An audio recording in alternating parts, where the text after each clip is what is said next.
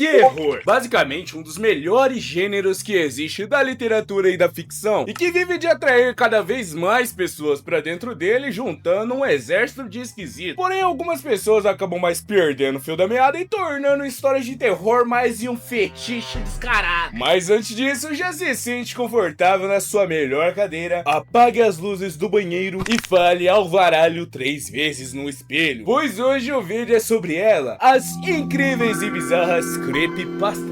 Então, sem enrolação, já curte e hype pro vídeo chegar no mais longe possível e aterrorizar o máximo de pessoas possível. Não esquece de se inscrever e sarra comigo. Incrivelmente, essa semana acabou virando a semana do terror e eu nem percebi isso. E teve um cara nos comentários que eu acabei me perdendo no comentário dele, só que ele fala que sempre quando eu vou falar de algo de terror, eu uso a camiseta do Jiu-Jitsu. Realmente, está dentro do tema. Daí você pergunta: Alvaralhos, o que são creepypastas? E eu te respondo, meu caro amigo hominídeo que deve morar numa caverna. Primeiramente, vamos começar por elas, nas características. Creepypastas em si são histórias de terror e suspense criados para a comunidade em fóruns, sites ou vídeos. Não vamos confundir elas com analog horror, já que enquanto a creepypasta é um modelo mais simplificado disso tudo, o analog horror segue aquele clássico de fitas VHS escondidas. E sendo bem sincero, para a minha geração é algo bem mais comum as creepypastas em geral, já que era algo totalmente normal você abrir o seu Face e tá lá: meu nome é Samara, tenho 14 anos, teria se um caminhão não tivesse batido contra o meu velocípede. Daí você tem que compartilhar com 30 pessoas, senão a sua família inteira vai de Vasco durante a madrugada. As creepypastas têm como seu modelo principal serem contadas em primeira pessoa, para que o leitor possa sentir que está na pele do personagem, da mesma maneira que as fanfics derivadas também são escritas em primeira pessoa, para que você possa se sentir uma amante do Jeff the Killer enquanto ele pega seu pescoço e fala: vai dormir. E o mais incrível e também irresponsável das creepypastas em si é que muitas delas misturam casos e crimes reais com a ficção, para tentar trazer aquele aspecto mais realista pra tudo aquilo e fazer você sentir um pouco mais de medo e veracidade, sendo que na verdade tudo aquilo na época mesmo era só pra ganhar uma popularidade online, já que quase nada era monetizável, tá ligado? E não podemos esquecer que em todas e em sua grande maioria das histórias possuem os seus monstros, alguns que foram totalmente esquecidos e que são totalmente sem criatividade, tipo Eyeless Jack, que é basicamente só um cara sem olhos,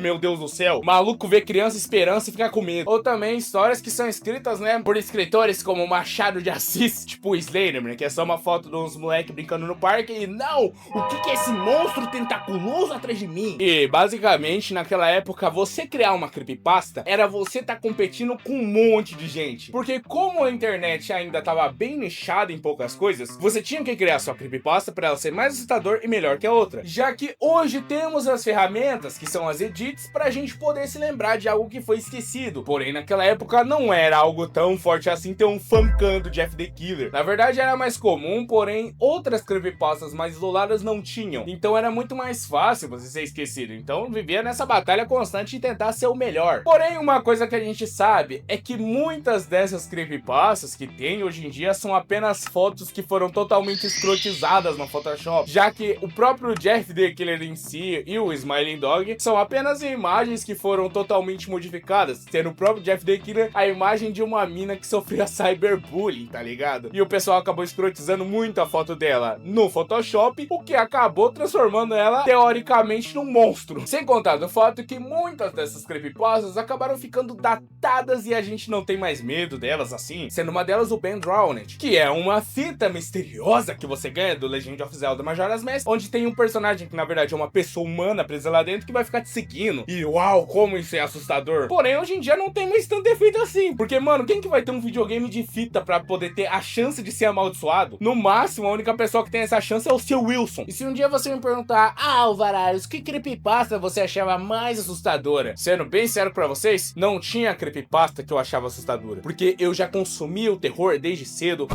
Dango Balango. Pra quem não sabe, Dango Balango era uma animação da TV Cultura, que era um dos melhores programas pra você assistir se você era menor na minha época, onde tinha esses fantoches aqui bizarros pra cacete, onde eles se moviam de uma maneira também bizarra pra cacete, só que tinha um quadro específico que eu ficava ansioso pra assistir todo dia, que era as histórias assombradas. E no meio delas tinha a história onde uma mulher que não sabia cozinhar pro marido acabou pegando a receita da vizinha e teve que cozinhar um coração humano que ela pegou de um túmulo no cemitério. E tem essa outra que me marcou até hoje e que mais cedo, quando eu tava escrevendo o roteiro, eu me lembrei dela, que é a seguinte: um casal de velhos morava num lugar isolado com uma pessoa menor. Só que o que acontece é que várias criaturas monstruosas tentavam invadir a casa à noite pra levar o moleque embora. Só que eles tinham um cachorro que latia pra poder espantar as criaturas. Só que o que acontece? O velho, ele acabou ficando muito bravo com o cachorro latino durante a madrugada. E como primeira punição, ele cortou o rabo fora. Na noite seguinte, o cachorro continuou latindo. E como punição, o velho cortou as orelhas fora. Na outra noite, o cachorro continuou latindo. E como punição, ele mandou o cachorro de paz. Naquela noite, como não tinha nenhum cachorro pra proteger a família, os monstros entraram. E meu Deus do céu, eu me lembro que eu fiquei tremendo no sofá, segurando um Toddy e uma bolacha de maisena na minha mão. Porque aquilo era o ápice do bizarro. E eu me lembro que nessa época eu tinha o quê? 7 anos. Nessa mesma noite, o meu cachorro, por algum motivo, decidiu ficar quieto a noite inteira. E o bicho era uma sirene ambulante, ele vivia latindo. Pensa, eu dormi debaixo da minha cama, porque eu tava com medo de ser levado embora. E o mais incrível é que eu me lembro que eu não avisei nenhum dos meus 2 irmãos da história. Então meio que eu falei, bom, os monstros levam eles e me deixam de brinde. E é claro que se o assunto é creepypasta, a gente não pode deixar de falar dela, a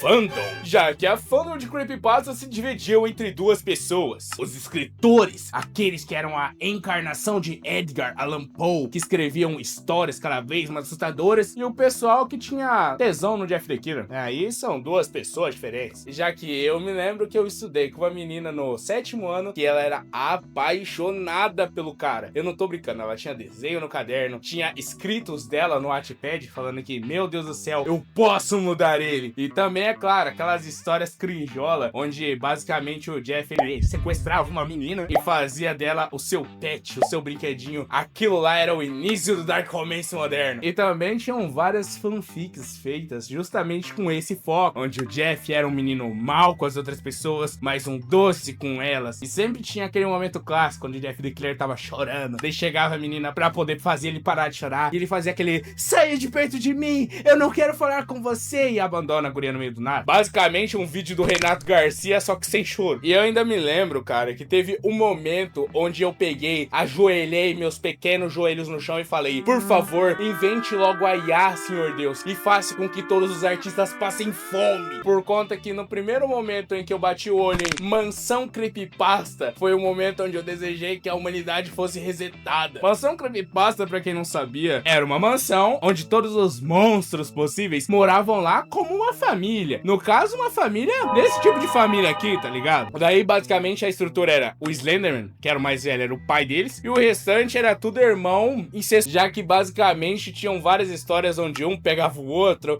pegava o outro, rolava troca de casal, gurizada, rolava troca de casal direto. E basicamente eu me lembro que as brigas que tinham na comunidade tinham escritores específicos que inventaram versões femininas dos monstros pra que eles pudessem namorar e ter um relacionamento hétero e cristão. E tinham também as pessoas que faziam 2 personagens masculinos acabarem ficando junto, o que gerava briga. Porque não, o Jeff the Killer na história nunca ficaria contra o rapaz, enquanto o outro já respondia falando: não, o Jeff the Killer é todo twinkzinho, claro que ele vai ficar contra o rapaz. E aquilo lá também era uma febre, né? Várias garotas tinham seu sonho em ter o seu Coringa, né? Toda menina uma hora que ser uma Arlequina e sofrer provavelmente violência doméstica, onde geralmente o foco da história era virar trade wife do Jeff the Killer. Só que sejamos bem sinceros, se o Jeff the Killer te encontrasse de madrugada numa rua mal iluminada, você não viraria a esposa dele, mas sim matéria principal no Cidade Alerta no dia seguinte. E sem contar que a maioria dos fãs remanescentes de creepypastas que são desse tipo, hoje em dia se encontram mais escondidos pela internet, já que, meu Deus do céu, né, é meio crinjola você ser fã de desvivador em série. Porém, é claro, né, isso não durou muito. A Netflix pegou e fez um monte de documentário tipo Dahmer, e hoje em dia, uau, voltou o fã-clube. Você tem noção que a Suzane vai receber 500 mil por ter vascado os próprios pais? É meio bizarro isso, né? E é claro que, falando de fãs esquisitos, obras tão quanto, a gente não poderia deixar de falar dele, né? O nosso caso bizarro.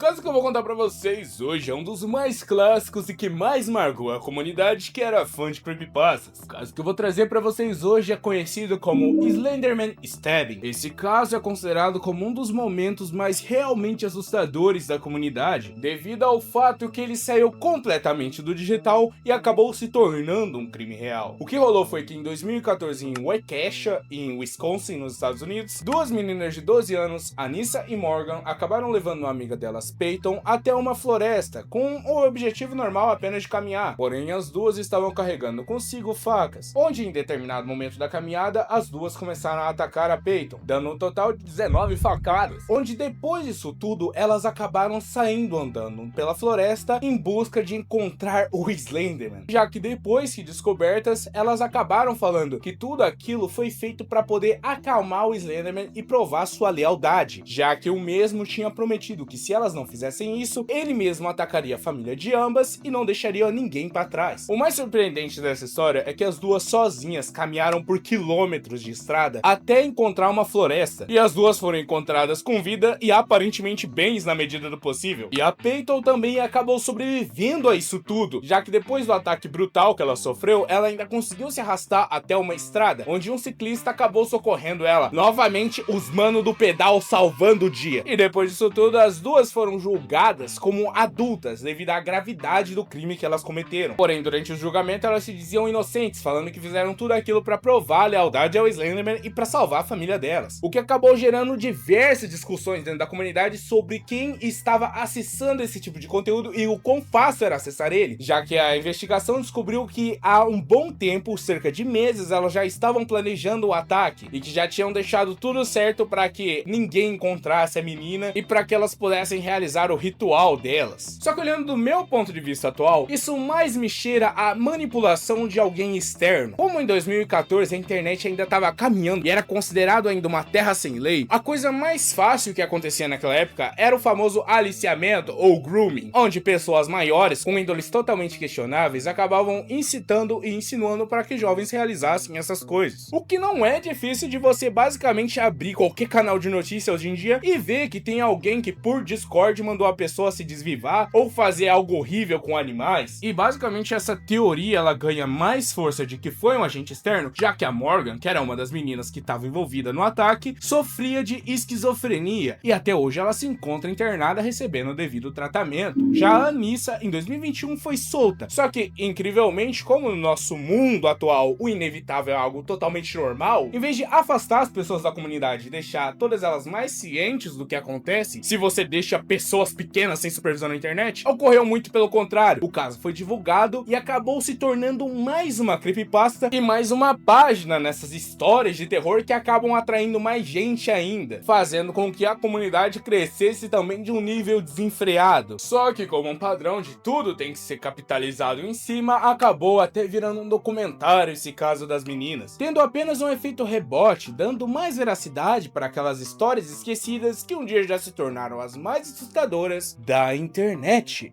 Esse vídeo foi um patrocínio desse inscrito aqui, muito obrigado. Agora eu estou com muito medo, eu não posso mais ficar no meu banheiro agora à noite de luz apagada. Você basicamente tornou a experiência feliz que eu tinha de ficar debaixo do chuveiro com todas as luzes apagadas, comendo uma manga, imaginando que eu era um macaco abandonado nas florestas amazônicas, pra agora eu ter medo de ficar sozinho no escuro com as luzes apagadas. Você destruiu a minha vida! E se você quiser que seu tema vire história aqui no canal do Alvaralhos, é só você mandar aqui nos comentários que eu leio todos de maneira psicótica. Estamos com a meta de bater 100 mil até o final desse ano. Eu sei, é bem ganancioso, mas eu acredito que a gente consegue. Então, se possível, não esqueça de se inscrever e hypar o vídeo para chegar no máximo de pessoas possível. Por hoje é isso. Meu nome é Alvaralhos e fui!